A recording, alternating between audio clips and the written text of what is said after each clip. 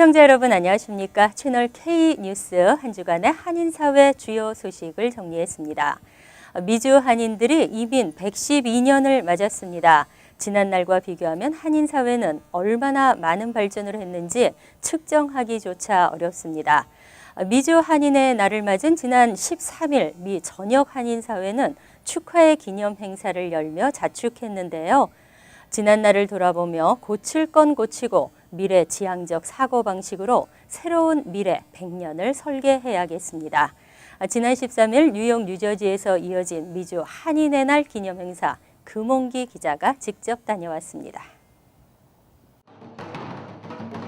미주 한인의 날 기념 올해 한인상 시상식은 플러싱 대동연회장에서 화려한 모든북 공연으로 막을 올렸습니다.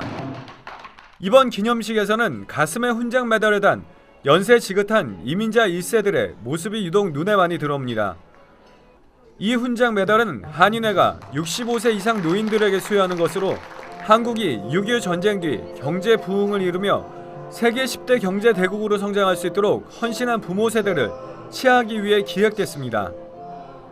한인회는 추천을 받아 주승욱 씨를 비롯해 총 55쌍의 노부부들 총 110명에게 위대한 어버이 세대 훈장 메달을 수여했습니다. 저희 한민족이 이렇게 번영을 이루고 잘 살게 된 거, 또 세계 10대 경제대국이 된 데 대해서는 우리의 어버이 세대가 헌신과 노고가 있었다. 그래서 그 뜻을 영원히 기리기 위해서 이런 식을 구상했습니다. 또 한인회는 미주 한인의 날 기념 올해 한인상 시상식을 열고 대상 수상자로 선정된 곽호수 전 뉴욕 한인수산인협회 회장을 비롯해 각 부분에서 선정된 11명에게 한인상을 수여했습니다.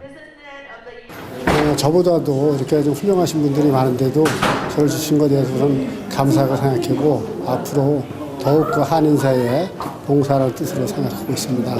앞으로도 계속해서 힘이 되는 데까지 그 한인사회를 위해서 봉사할 것을 약속드리겠습니다. 한편 뉴욕시청에서도 시의회의 주관으로 지난해 시에서 미주 한인의 날이 제정된 것을 기념하는 행사가 역대 처음으로 열리는 등 뉴욕과 뉴저지 일원에서는 각종 행사가 잇따랐습니다.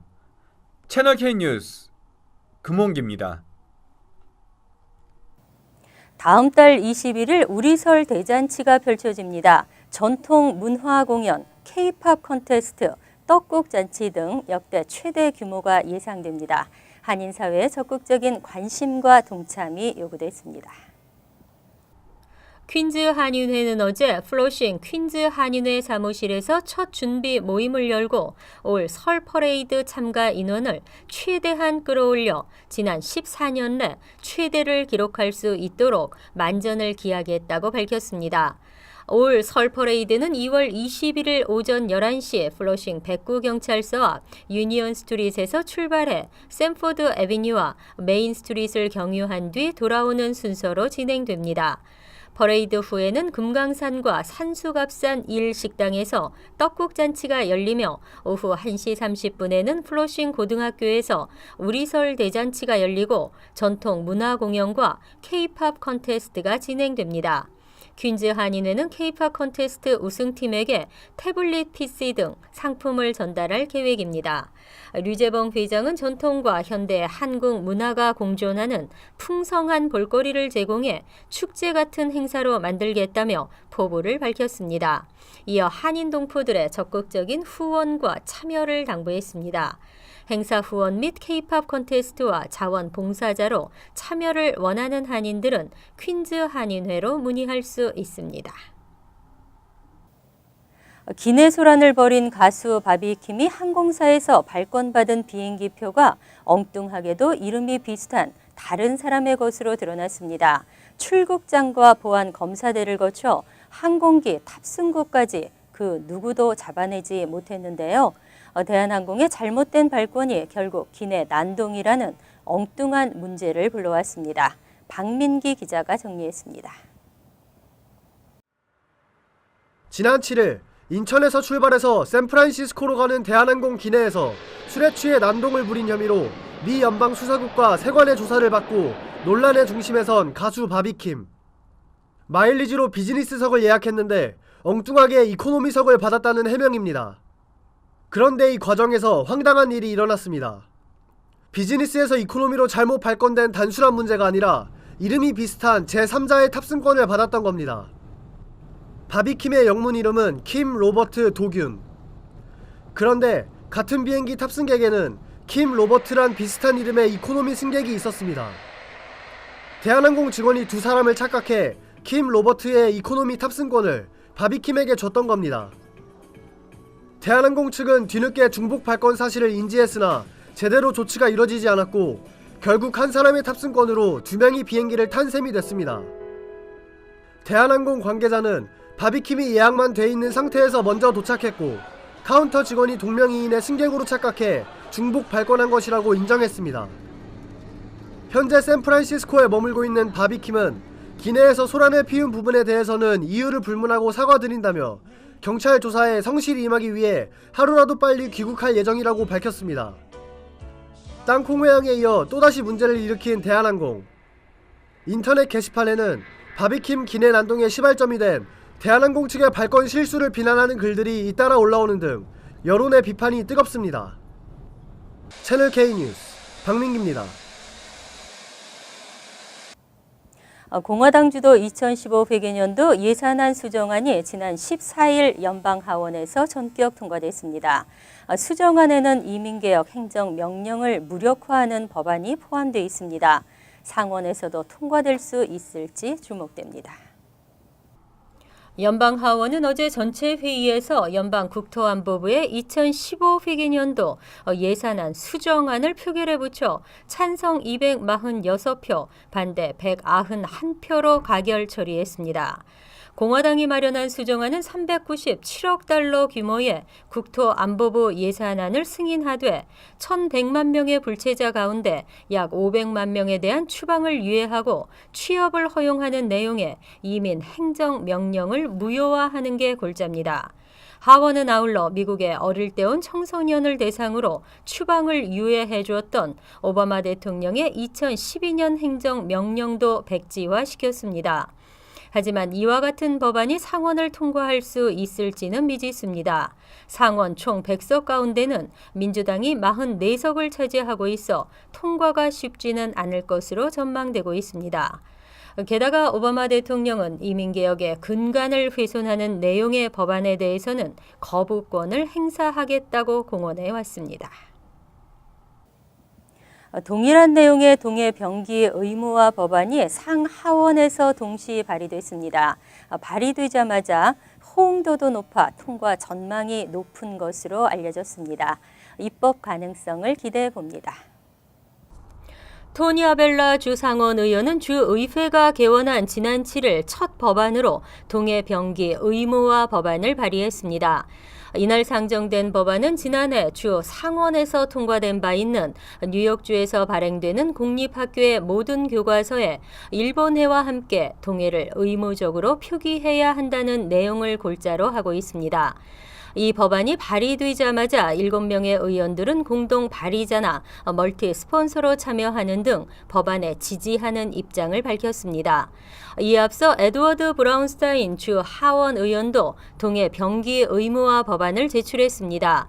이 법안 역시 아벨라 의원과 동일한 내용의 법안으로 주 상원에서 통과될 경우 주 하원에서도 처리될 가능성이 높다고 전문가들은 분석하고 있습니다. 이 법안이 통과되면 앤드류 쿠오모 뉴욕 주지사의 서명을 거쳐 오는 2017년 7월 1일부로 시행됩니다.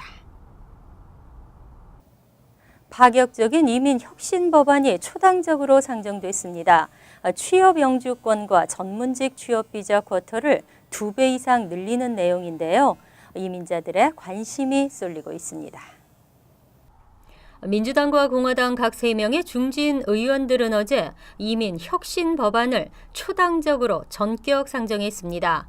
이 법안은 취업 영주권과 전문직 취업 비자 쿼터를 현재보다 2배 이상 늘리는 등의 획기적인 합법 이민 개혁 내용을 담고 있습니다. 새 의회가 개원되자 불법 체류자 추방 유예 행정 명령 문제를 놓고 격돌하고 있는 상황에서 파격적인 이민 개혁 법안이 상정되면서 이민자들의 관심이 고조되고 있습니다. 특히 이 법안은 양당의 연방 상원 중진 의원들이 손잡고 공동 공동으로 추진하면서 성사 가능성이 높다는 점에서 기대를 높이고 있습니다. 법안은 우선 취업 영주권 발급 쿼터를 2배 이상 늘리고 이를 위한 방안으로 취업이민 신청자의 동반 가족수 계산을 쿼터에서 제외시켜 연간 취업이민 쿼터를 2배 이상 늘리도록 하고 있습니다. 이와 함께 H-1B 비자를 2배 이상 확대하는 내용도 담고 있습니다. 세부적으로 학사용 H-1B 비자의 경우 연간 쿼터를 2배가량 늘리도록 하고 석사용 H-1B의 연간 쿼터는 제한을 아예 없애도록 규정했습니다. 뉴욕시 정부 신분증 신청이 폭주하고 있습니다. 각 접수처마다 신청자들로 인산인해를 이루고 있습니다. 앞으로는 사전에 예약하셔야만 신청하실 수 있습니다. 시행 첫날부터 뉴욕시 정부 신분증을 발급받으려는 신청인들이 접수처마다 대거 몰리면서 엄청난 혼잡을 겪고 있습니다. 이에 뉴욕시는 뉴욕시 정부 신분증 발급 신청이 앞으로는 사전 예약제로만 시행된다고 밝히고 14일 오전 9시부로 사전 예약 신청제로 전환했습니다. 이에 따라 시정부 신분증 신청자들은 접수처를 직접 방문하거나 웹사이트 또는 311로 전화해 사전 예약을 해야 합니다. 뉴욕시 정부 신분증은 지난 12일 발급이 시작되자마자 신청인들이 한꺼번에 몰리면서 접수처 주변마다 신청자들로 인산인해를 이루는 등 진풍경을 연출했습니다. 특히 일부 접수처에서는 오전 8시부터 줄을 서서 기다리거나 8시간 이상씩 대기하며 신분증을 신청하는 사례가 속출했습니다. 한편 뉴욕시에 따르면 이틀간 1,700여 명이 넘는 사람들이 시정부 신분증을 신청했습니다. 시정부 신분증은 뉴욕시에 거주하는 14세 이상이면 체류 신분에 상관없이 누구나 무료로 발급받을 수 있습니다. 다만 신분 증명 서류 3점과 거주지 증명 서류 1점의 포인트를 충족해야 합니다. 지난 2009년 인상됐던 푸드스탬프 예산이 대폭 삭감됐습니다. 늘어났던 혜택이 원래대로 돌아간 것이지만 식품값이 고공행진을 계속해 차이는 더 큽니다. 푸드스탬프에 의존해야 하는 극저소득층들은 먹거리 걱정이 늘고 있습니다. 아무리 줄이고 빼고 덜어도 고통을 피할 수 없는 지경입니다. 저소득층 지역에서 가게를 하는 자영업자들도 타격은 마찬가지입니다. 경기부양책, 농장보조금, 여당과 야당의 의회 내 힘겨루기가 별 의미를 지니지 못하고 있는 실정입니다. 나도 가난하지만 가난한 이웃에게 무심하지 않았나 생각해 볼 때입니다. 채널K 뉴스 여기서 마칩니다. 함께해 주신 여러분 고맙습니다.